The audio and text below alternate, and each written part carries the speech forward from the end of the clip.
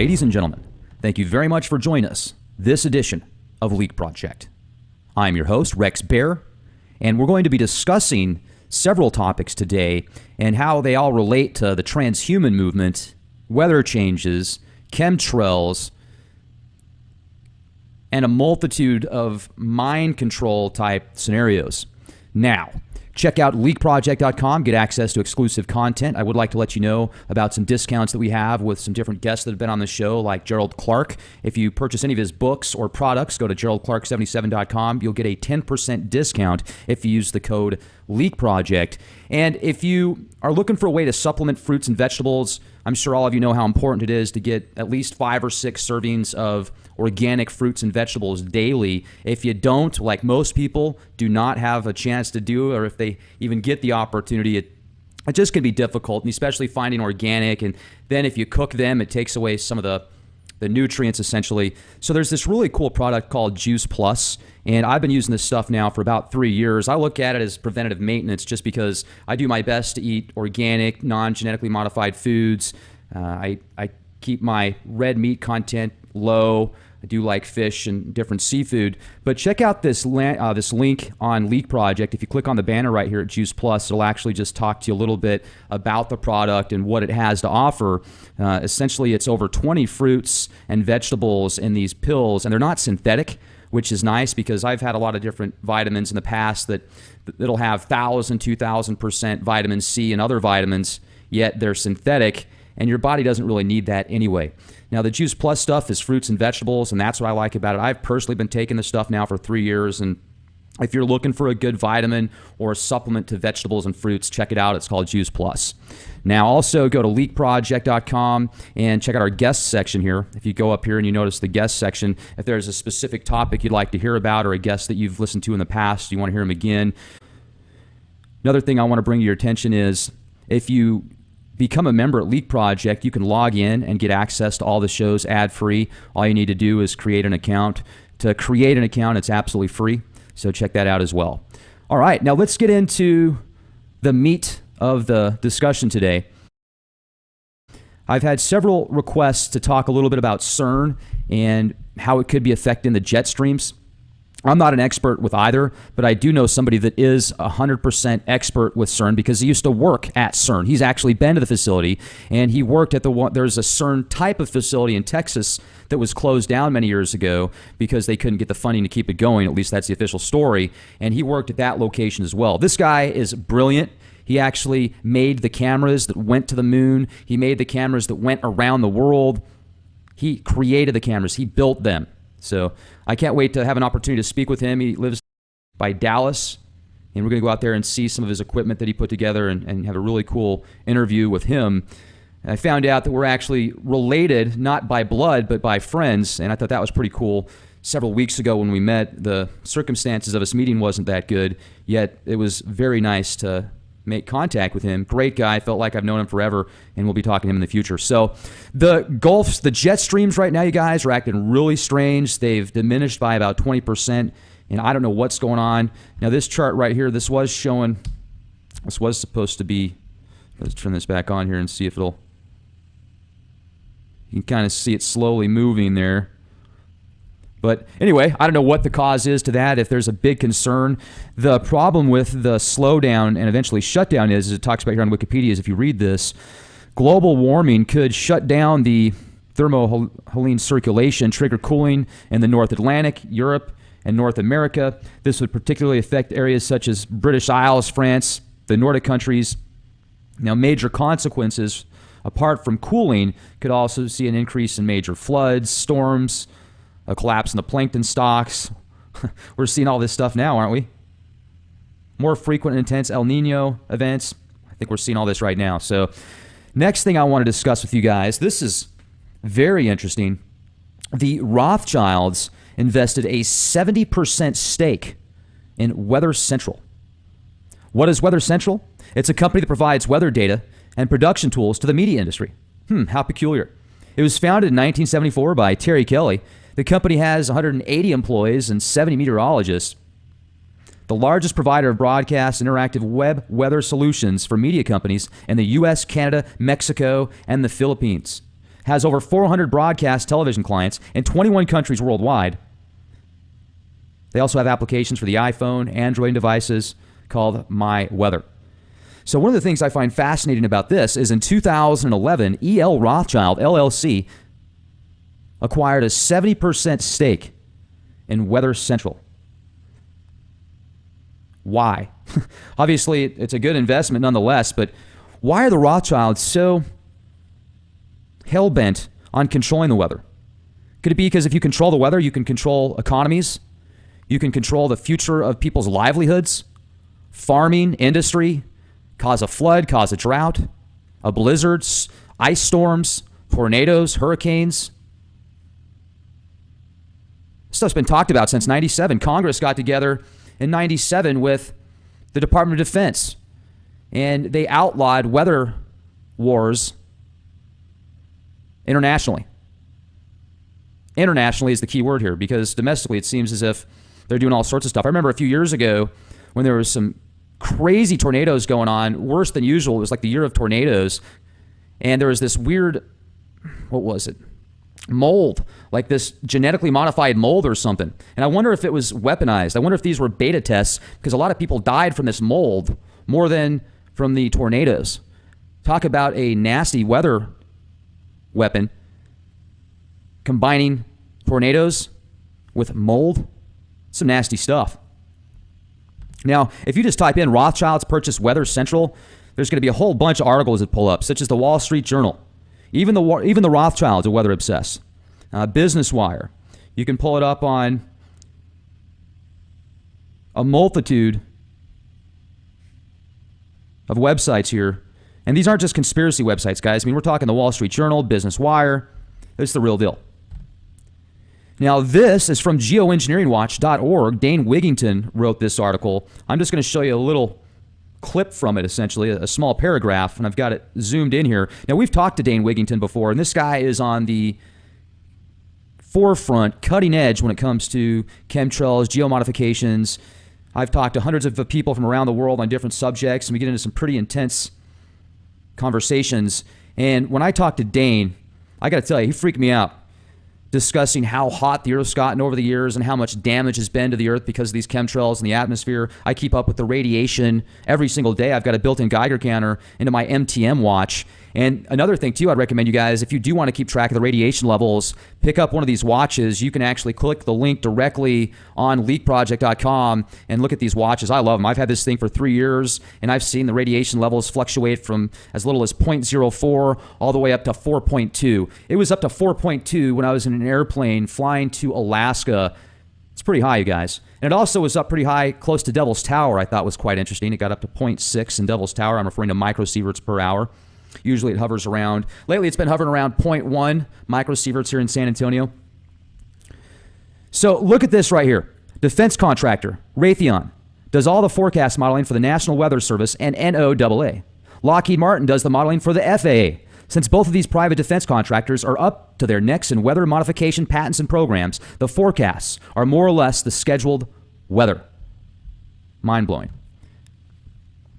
Okay, another thing I wanted to show you guys are some of these patents you can pull up on Google for solar simulators. Artificial suns, essentially. There's dozens of these things. Now, this one was filed in 2011, November 30th, and it's an adjustable spectrum LED solar simulator. It provides power to LEDs, senses the LED output, compares that output to a predetermined norm, and adjusts the LED outputs accordingly. Quite interesting. You can look at some of the images here and the description. Here's another patent I wanted to share with you that's from 98. This was filed in 1998, October 27th. This is an advanced solar simulator. It illuminates the surface of a very large solar array. This is what I'm wondering if they could use this type of technology, or if they are using this kind of technology currently for whatever purpose. And maybe sometimes when we're picking up anomalies in the sky, sometimes we think we see a second sun. Maybe it is. I don't know. I'm not saying it isn't. Yet, could it possibly be one of these solar simulators? You can take a look at some of the images here. The schematics. Now, if you could build this and actually shape it like a star or, an orb, a sun, That'd be quite interesting. So here's some of the descriptions and the claims. And then the next topic I want to get just really important, I feel, is it's called the central nervous system of the Earth. Hewlett Packard created this, and this is several years old. I actually blogged about this a few years ago. In the first commercial application of the CE NSC technology, HP and Shell will build a wireless sensing system to acquire high-resolution seismic data. By vastly improving the quality of seismic imaging, the new system will allow Shell to more easily and cost-effectively explore difficult oil and gas reservoirs. Now, that's kind of cool. Okay, if you're into the oil thing. But what's really fascinating about this technology is the bottom line. This technology, what they want to do is literally create a nervous system of the Earth. They want to spread 1 trillion or so of these miniature sensors to track all vibrations in the world. Whether it be a bridge, whether it be a bird, you, a car, an airplane, a butterfly, swamp gas, literally everything.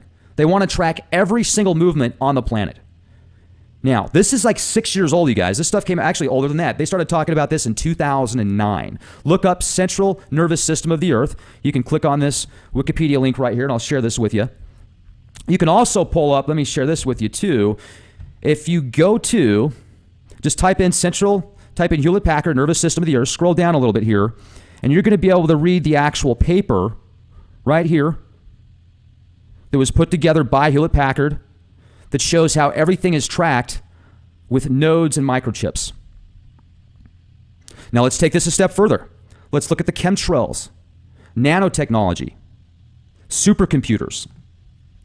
With the nanotechnology that's available today, they literally have microchips that can piggyback off of bacteria. This bacteria typically gets lodged into certain parts of the body. Once that happens, it essentially drops off this microchip that is then programmed to create a certain response in the body via vibrational frequency. Now, this can be done wirelessly. When you look at the stuff that's sprayed in the atmosphere, the aluminum, the barium, yes, we know that. How easy would it be to combine some nanotechnology into these chemtrails and release it into the atmosphere, which would then get lodged into people's bodies and could be activated via cell phone towers, smart grids. IBM wants to turn everything into wants to turn the world into a microchip society and track everything. Literally track when you're going to the bathroom to tell you if you're flushing the toilet too much. Look at this supercomputer right here that came out June 2016. It's the fastest supercomputer in the world. It's the Sunway Tilight. A LinPack benchmark of 93 petaflops. That's 93 quadrillion floating points per second. 93 quadrillion floating points per second. Now I want to do the math on that. 93 quadrillion floating points per second. How many zeros in a quadrillion here? Let's look this up real quick. Quadrillion has how many circles? How many zeros, I should say? Dirt. 1, 2, 3, 4, 5, 6, 7, 8, 9, 10, 11, 12, 15. Okay, so 15 zeros. So with just this one computer, you can calculate, if you took every person on the planet, if there's 7 billion people in the world, and you tagged every one of them, and you wanted to run some type of artificial intelligence program or software algorithms to predict what they're going to do next, so that way you can put some type of threat matrix on everybody, maybe a scale from 1 to 100, you could put a threat matrix on them. So this would give this one specific computer an opportunity to track each individual's predictive moves by 13,285,714 moves per second per person on the planet. Does that make sense? I'm probably wording it in a more difficult fashion. So essentially, you get 7 billion people, one supercomputer that can predict 13,285,714 moves per person per second on the planet, and that's just this one computer. That's pretty incredible. Now let's look at some of the other computers that are out there, supercomputers. Here's some of the top supercomputers available. It looks like China's kicking our ass right now when it comes to the supercomputer tech, at least what they're telling us they have. So you've got the 93 quadrillion floating points per second. Then below that, 33 petaflops. Then you've got the US 2012 Cray Titan at 17. I mean, even if you go back to, and look at this, here's another thing that kind of blows my mind. So we go back to 2008, we're looking at the IBM Roadrunner. It's running 1.1 approximately quadrillion floating points per second, which is just insanely fast. And within 8 years, it's moved up 90 times. It's gone up 9,000%. So where is our technology going to be 2024, 2032, 2040, 2045? Well, Mr. Ray Kurzweil feels that in 2045, maybe even sooner now, we're going to reach singularity, which means human beings, in his opinion, are going to be obsolete. So if you take the film Terminator, he feels it's going to be even beyond that, way beyond that. As a matter of fact, so far above and beyond what Terminator talks about that we won't even be in the picture. We won't even have a fighting chance.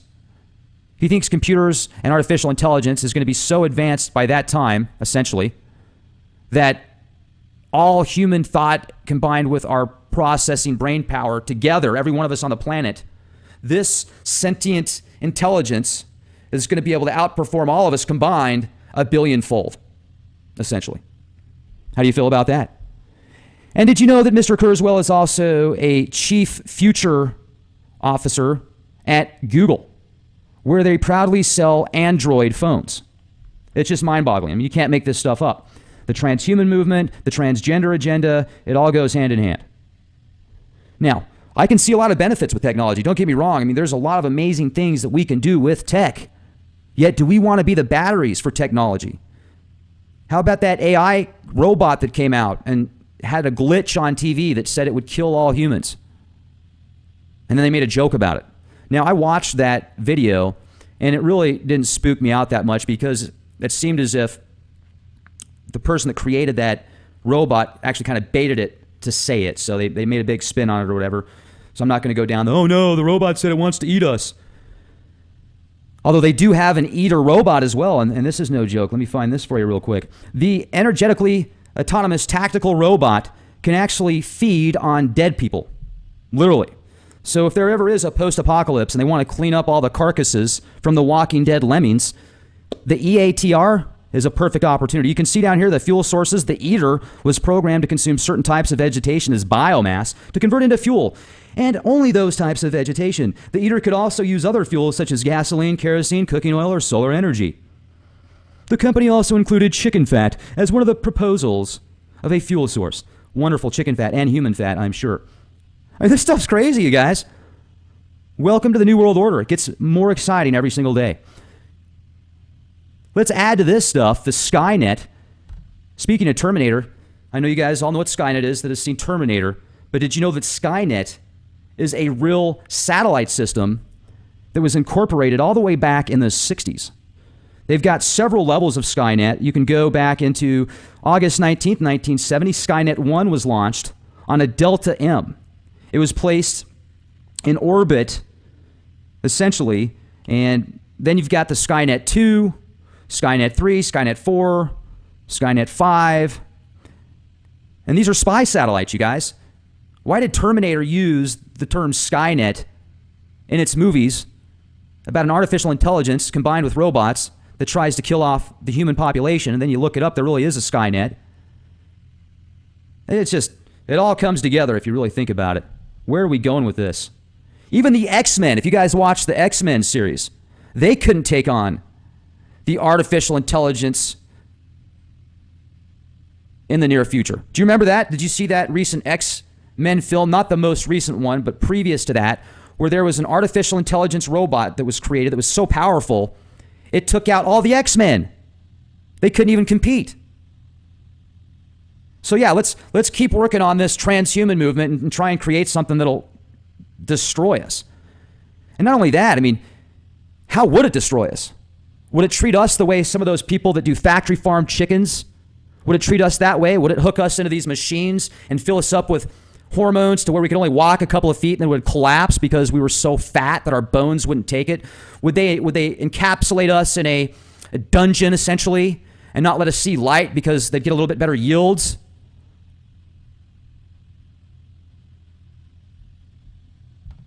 Look at this. You guys have probably seen these nano mosquito drones essentially. It's a drone the size of a mosquito. Some people say this is a hoax, and I talked to somebody personally.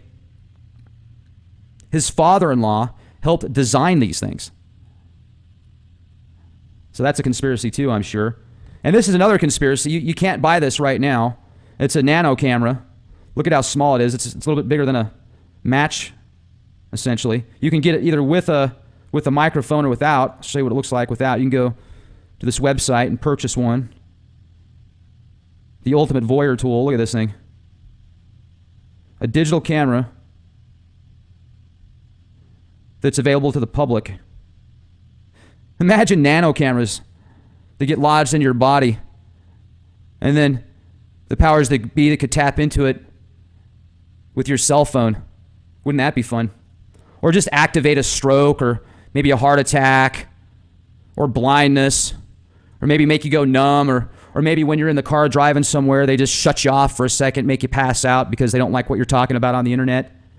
Maybe they don't like your YouTube channel or what you post on Facebook, or maybe it bothers them that you think for yourself and help others think for themselves, so they just decide to chem spray you real quick and then launch a couple Wi-Fi signals. I don't know, it's some pretty crazy stuff. I just thought I'd bring this all to your attention, folks. I hope you're having a nice day. And pretty wild the times we live in, isn't it? So check out leakproject.com. Go to leakproject.com, get access to exclusive content. Make sure to become a member at Leak Project. Set yourself up a profile there. It's absolutely free. And have a wonderful day. Be the change you want to see. Talk to you soon.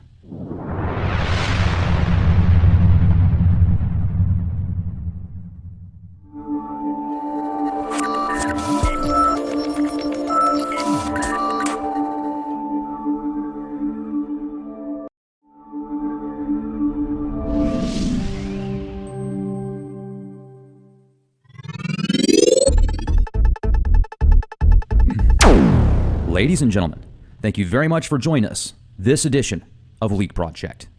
I'm your host, Rex Bear, and we're going to be discussing several topics today and how they all relate to the transhuman movement, weather changes, chemtrails,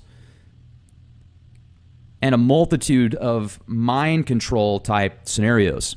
Now, check out leakproject.com, get access to exclusive content. I would like to let you know about some discounts that we have with some different guests that have been on the show, like Gerald Clark. If you purchase any of his books or products, go to geraldclark77.com. You'll get a 10% discount if you use the code LEAKPROJECT. And if you are looking for a way to supplement fruits and vegetables, I'm sure all of you know how important it is to get at least 5 or 6 servings of organic fruits and vegetables daily. If you don't, like most people do not have a chance to do, or if they even get the opportunity, it just can be difficult, and especially finding organic. And then if you cook them, it takes away some of the nutrients essentially. So there's this really cool product called Juice Plus, and I've been using this stuff now for about 3 years. I look at it as preventative maintenance just because I do my best to eat organic, non-genetically modified foods. I keep my red meat content low. I do like fish and different seafood. But check out this link on Leak Project. If you click on the banner right here at Juice Plus, it'll actually just talk to you a little bit about the product and what it has to offer. Essentially, it's over 20 fruits and vegetables in these pills, and they're not synthetic, which is nice because I've had a lot of different vitamins in the past that'll have 1,000, 2,000% vitamin C and other vitamins, yet they're synthetic, and your body doesn't really need that anyway. Now, the Juice Plus stuff is fruits and vegetables, and that's what I like about it. I've personally been taking this stuff now for 3 years, and if you're looking for a good vitamin or a supplement to vegetables and fruits, check it out. It's called Juice Plus. Now, also go to leakproject.com and check out our guest section here. If you go up here and you notice the guest section, if there's a specific topic you'd like to hear about or a guest that you've listened to in the past, you want to hear them again, Another thing I want to bring to your attention is if you become a member at Leak Project, you can log in and get access to all the shows ad-free. All you need to do is create an account. To create an account, it's absolutely free, so check that out as well. All right, now let's get into the meat of the discussion today. I've had several requests to talk a little bit about CERN and how it could be affecting the jet streams. I'm not an expert with either, but I do know somebody that is 100% expert with CERN because he used to work at CERN. He's actually been to the facility, and he worked at there's a CERN type of facility in Texas that was closed down many years ago because they couldn't get the funding to keep it going. At least that's the official story. And he worked at that location as well. This guy is brilliant. He actually made the cameras that went to the moon. He made the cameras that went around the world. He created the cameras. He built them. So I can't wait to have an opportunity to speak with him. He lives by Dallas, and we're going to go out there and see some of his equipment that he put together and